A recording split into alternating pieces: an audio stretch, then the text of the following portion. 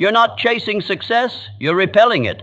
Success is not something you pursue, it's something you magnetize by the person you become. And right now, you're either a magnet or a warning sign. Definiteness of purpose is the foundation of all personal achievement. It means having a clear, specific goal, an obsession with a mission so strong that it drives your every action, decision, and thought. When you lack purpose, you become reactive, easily distracted, and pulled in multiple directions by circumstances, opinions, and emotions. But when your purpose is definite, it acts as a compass. It gives your life structure, direction, and momentum. Imagine two ships setting out to sea. One has a captain, a map, a destination, and a clear plan. The other just drifts wherever the tide takes it. After a week, the first ship arrives at its exact destination. The second ship, it's lost, off course, or wrecked somewhere. The difference wasn't the size of the ship or the strength of the waves. It was the clarity of purpose guiding each one. That's how most people live. Drifting, waiting, hoping, but successful people, they are the captains of their fate. They choose a goal so specific it can be measured, visualized, and chased with relentless focus. Take the example of someone who says, "I want to be rich." That's vague, undefined, and ultimately powerless. Rich how? Rich by doing what? By when? Now compare that to someone who says, "I will build a digital marketing agency that earns $100,000 per month within 3 years, helping small businesses grow their online sales." That level of clarity transforms intention into strategy. It demands discipline. It attracts the right opportunities. It filters out distractions. And it allows that person to wake up every morning knowing exactly what they're moving toward. Every action becomes aligned. Every setback becomes part of the process. Definite purpose doesn't just motivate, it creates a gravitational pull that draws resources, people, and ideas to you like a magnet because you know exactly what you're aiming for and why. Means reprogramming the way you think, speak, and interpret your world so that your thoughts are aligned with growth, abundance, and achievement rather than fear, limitation, and self-doubt. Your mindset is not just a passive background process. It's the silent architect of your reality. What you consistently think about, believe, and expect becomes the filter through which you experience life. If your thoughts are rooted in failure, scarcity, or unworthiness, you will subconsciously sabotage your own progress. But when you train your mind to focus on possibility, opportunity, and personal power, you begin to behave like someone who expects success, and the world responds accordingly. Imagine two people walking into the same job interview. One of them has internalized failure, constantly repeating to themselves, "I'm probably not qualified. They're going to pick someone better. I never get these things." They may still wear the right clothes and say the right words, but their energy leaks insecurity and hesitation. The other person walks in having conditioned their mind with thoughts like, "I am exactly what this company needs. I bring unique value. I've prepared and I deserve this opportunity." Same skills, same job, but the second person exudes confidence and clarity, not because they faked it, but because their mindset has been wired for success through repetition, visualization, and belief. Developing a success-conscious mindset doesn't mean pretending bad things don't happen. It means interpreting setbacks as fuel, not finality. It means replacing thoughts like, "Why is this happening to me?" with, "What is this teaching me?" It's the mental discipline to choose empowering interpretations over self-defeating ones. A person with a success mindset doesn't see obstacles as signs to quit. They see them as challenges to outgrow. They speak differently, too, not in complaints, but in commitments. They don't say, "If I make it," they say, "When I make it." Their language, internal and external, reflects certainty, not doubt. This mindset has to be cultivated daily. Just like physical fitness, mental conditioning requires repetition. Through affirmations, focused reading, surrounding yourself with driven people, and eliminating negative influences, you begin to shift from a default mindset of limitation to one of expansion. It's like tuning your inner frequency from static to a clear signal, where your thoughts no longer work against you but drive you forward. You begin to notice opportunities where others see risk, take action while others hesitate, and believe in outcomes that others can't even imagine. And all of that begins with one simple but powerful decision: to stop letting your old mindset define your future and start training your thoughts to reflect the version of you that success is already waiting for. Mastering self-discipline is the silent force behind every extraordinary achievement. It is the ability to make yourself do what needs to be done, even when you don't feel like doing it. It's waking up early to work on your dream while the world is still asleep. It's saying no to distractions, temptations, and shortcuts that promise comfort but steal progress. Discipline isn't something you're born with. It's something you build, like a muscle, through repeated acts of commitment. It's not about being perfect every day. It's about consistently choosing long-term growth over short-term pleasure. Without discipline, goals remain fantasies, potential dies unused, and success becomes a moving target that always seems out of reach. Imagine a person who wants to get fit. They buy new gym clothes, watch motivational videos, and create a perfect workout plan. But when the alarm rings at 5 a.m., they hit snooze. When it rains, they skip the gym. When the soreness sets in, they stop. Now compare that to someone who feels the same resistance but shows up anyway. They don't rely on motivation. They rely on routine. They understand that discipline is doing what's necessary when it's hardest to do. Over time, their consistency compounds. One skipped workout doesn't break them, and one completed workout doesn't define them either. What matters is the discipline to keep showing up. That mindset is transferable to business, relationships, and any area of success. The difference between the person who achieves and the one who dreams lies not in desire, but in discipline. Discipline is also about boundaries, controlling your impulses, managing your emotions, and setting rules for yourself even when no one is watching. It's deleting apps that drain your focus. It's turning off the TV when your work is unfinished. It's prioritizing your mission over momentary comfort. Think of someone building a business after work every night while others are watching Netflix or scrolling on their phones. They're tired too, but they've trained themselves to act according to purpose, not mood. That kind of mental toughness doesn't just build results, it builds character. Over time, you begin to trust yourself more.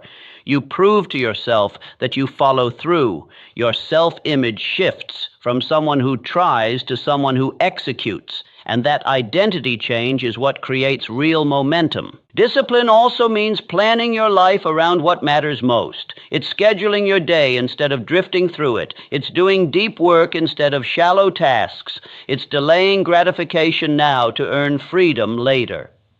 A disciplined mind doesn't chase dopamine, it chases mastery. Even when results are invisible, even when it feels like no one is watching, disciplined people know that invisible progress eventually becomes visible transformation. They separate feelings from actions. They use their time like an investor, not spending it for immediate return, but investing it in habits that will pay off months or years later.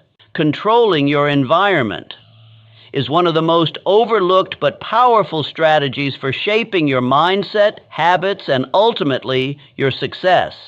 Your environment isn't just the physical space you live in, it includes the people you associate with, the information you consume, the routines you follow, and even the energy you allow around you. Most people underestimate how much their surroundings influence their behavior. They try to change their lives while staying in the same environment that created their problems. But lasting change rarely comes from willpower alone. It comes from creating conditions that make success easier and failure harder. Your environment should be designed to support your goals, not sabotage them. Consider someone trying to focus and build a business. If their phone is constantly buzzing with social media notifications, if their workspace is cluttered with distractions, if they live among people who don't believe in their dreams or constantly talk about how hard everything is, then their progress is already being compromised before they even start.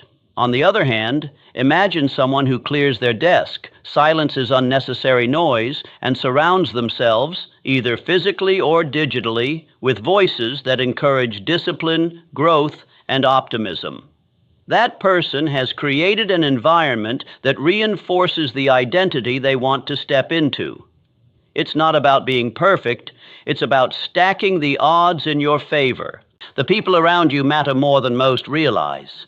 If you're constantly surrounded by individuals who complain, procrastinate, or settle for mediocrity, you'll begin to mirror their mindset, often unconsciously. But when you align yourself with people who are ambitious, action-oriented, and committed to becoming better, their energy becomes contagious. You begin to normalize effort. You start to think bigger, speak with more clarity, and act with more intention. This doesn't always mean cutting people off, but it does mean being intentional about how much access you give others to your time, energy, and influence. You need to guard your mental environment with the same intensity that you would guard your most valuable assets. Even what you read, watch, and listen to becomes part of your mental atmosphere. If you consume negativity all day, news, drama, shallow content, don't be surprised when your thoughts feel scattered and your motivation drops. But if you fill your mind with stories of perseverance, ideas about growth, and information that aligns with your goals, your thoughts begin to align with success. Small changes in your environment compound quickly. Putting a book by your bedside instead of your phone, creating a daily schedule and removing clutter, following people online who inspire rather than distract, these micro decisions shape your macro results. Your environment is not neutral. It's either feeding your future or feeding your fears. You must take ownership of it, design it intentionally, and use it as a lever to pull yourself toward who you want to become. Acting with faith and persistence means moving forward even when the path isn't clear, the results aren't instant, and the odds seem stacked against you. It's the ability to take action rooted in belief, not just belief in external success, but belief in your ability to create that success through consistent effort. Faith isn't about blind optimism or waiting for luck to intervene. It's the quiet, unshakable inner conviction that what you're building matters, that every step has meaning, even when no one else sees it. Persistence is the discipline to keep going long after the excitement has faded, after the applause has stopped, and after the obstacles start piling up. Together, faith and persistence form the emotional and psychological engine that drives all long-term achievement. Think about a person trying to start a business. In the beginning, they may have enthusiasm and motivation, but soon they run into real challenges: slow growth, financial pressure, rejection, self-doubt. Most people quit at this stage, not because they lack potential, but because they lack faith that their effort will eventually pay off. But the persistent individual keeps showing up. They continue making the calls, refining their skills, improving their product, even when there's no visible reward. They don't need external validation because their internal belief sustains them. They understand that results are often delayed, not denied, and that real success is forged in the days when it would be easier to walk away. Faith also means taking action without having every step figured out. Many people freeze because they want certainty before they move, but growth requires risk. It requires making the first move before the full picture comes into focus. Imagine an author writing a book. They don't know if anyone will read it, if it will sell, or if it will be rejected, but they write the first page anyway, then the second, then the third. Each word is an act of faith. And when doubts creep in, and they always do, persistence is what keeps them writing through fear, through silence, through rejection letters. Eventually, the result catches up with the effort, but only because they acted long before they had any proof it would work. This mindset applies to everything: fitness, relationships, learning, career growth. The gym goer who sees no change after weeks of training has two choices: quit or continue. The one who continues, not out of blind habit, but from faith in the process and belief in their capacity to grow, becomes the person others later call lucky or naturally gifted. But it was never about luck. It was about invisible work and inner resolve. Acting with faith doesn't eliminate doubt. It simply chooses not to be ruled by it. Persistence doesn't guarantee instant results. It guarantees you're still in the game when others have walked away. Together, they make you unstoppable, not because everything is easy, but because you refuse to let difficulty be the reason you stop. Becoming a person of value means shifting your focus from what you can get to what you can give. It's the mindset of contribution over consumption, of asking not what's in it for me, but how can I make things better for others.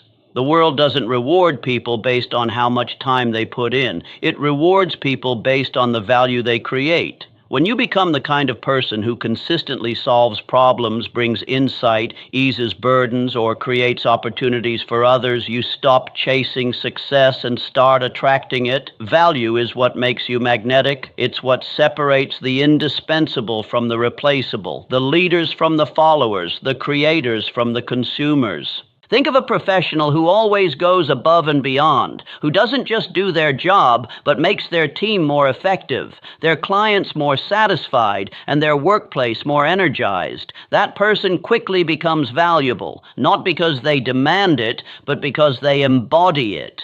Whether they're an entrepreneur, a freelancer, an employee, or a student, they rise because they've trained themselves to ask the right questions. What does this person need? What pain can I remove? What result can I deliver that actually matters? Their worth is tied not to titles or resumes, but to the actual outcomes they create for others. Imagine someone who wants to make more money. The average person asks, how can I earn more? But a person of value asks, how can I become so useful that people are eager to pay me? That shift in thinking changes everything.